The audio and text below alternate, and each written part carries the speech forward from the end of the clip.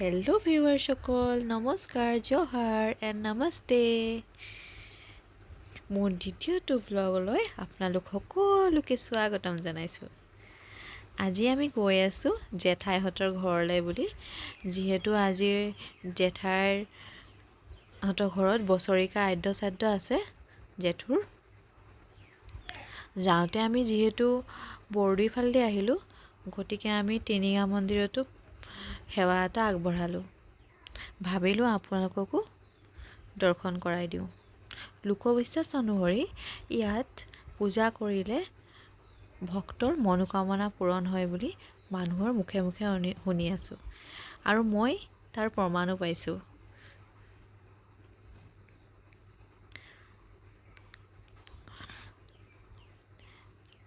আমি যিহেতু মৰাণলৈ দুলীয়াজান ফালেদি যাম, গতিকে আমি দুলীয়াজান ফালেদি আহিলোঁ, আৰু কাৰণ আমাৰ লগত দেউতাৰ লগৰজনো যাব, সম্বন্ধীয় খুৰা এজন। এয়া তেওঁ আহি পালেহি।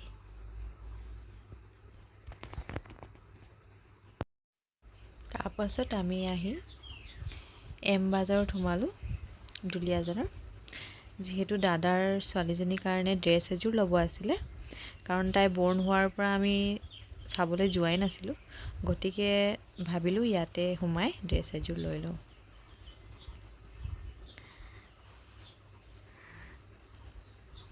এয়া আমি গৈ আছোঁ ওপৰলৈ, যিহেতু তলত থকা ষ্টাফে জনালে যে ওপৰতে সৰু ল'ৰা ছোৱালীৰ ড্ৰেছ পোৱা যায়। লগতে খুৰাজনে মোক গৈ আছে যে ইয়াত বহুত ধুনীয়া ধুনীয়া ড্ৰেছ পায় বুলি।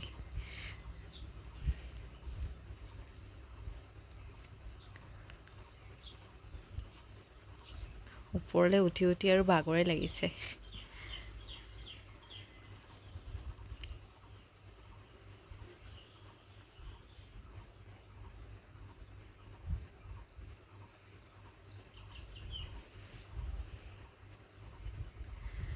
তাৰপাছত দূৰৰ পৰাই ড্ৰেছ কেইযোৰ দেখিলোঁ নহয়, ইমানেই মৰম লাগিছে।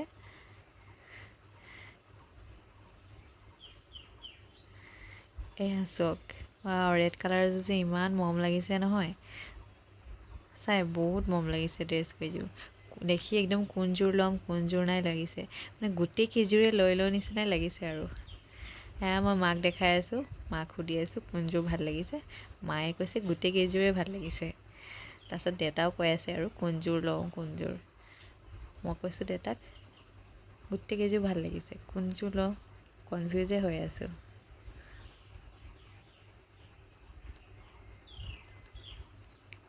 তাৰপিছত খুৰাজনকো দেখাইছোঁ, আৰু খুৰাজনে কৈছে অঁ ভাল লাগিছে।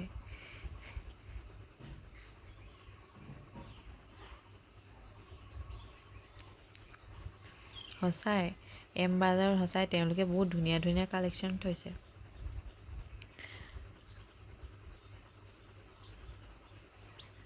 আপোনালোকে যদি কিবা ল'ব থাকে ইয়ালৈ আহিব পাৰে, সঁচাই ভাল ভাল কালেকশ্যন আছে ইয়াত। মই আজি ইয়াত প্ৰথমবাৰহে আহিছোঁ, আগতে কেতিয়াও অহা নাই। কিন্তু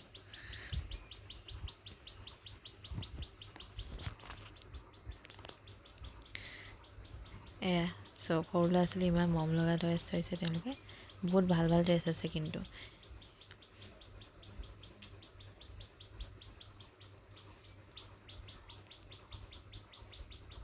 এয়া ল'ৰাৰ কাৰণে সঁচাই মৰম লগা, সৰু ল'ৰা ছোৱালীৰ কাৰণে বহুত ধুনীয়া ধুনীয়া ড্ৰেছ থৈছে।